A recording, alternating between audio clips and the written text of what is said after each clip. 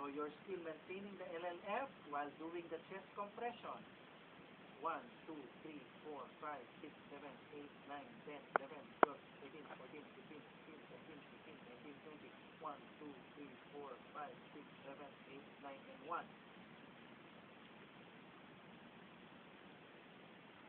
1, 2, 3, 4, 5, 6, 7, 8, 9, 10, 11, 12, 13, 14, 15, 16, 17, 18, 19, 20. 1, 2, 3, 4, 5, 6, 7, 8, 9, and 5.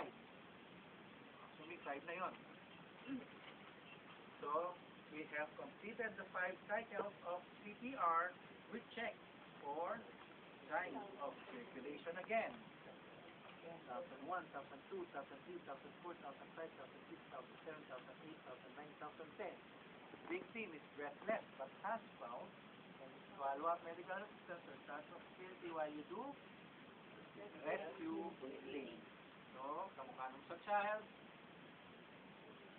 1, 1001, 1, 1002, 1, 1003, 1, 1040. Check for signs of circulation for 10 seconds. 1,000, 1,000, 2,000, 3,000, 4,000, 5,000, 6,000, 7,000, 8,000, 9,000, 10.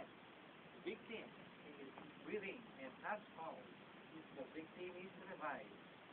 So place the victim in recovery position. So ito naman ang recovery position. Recover. Yan, decapitated yan.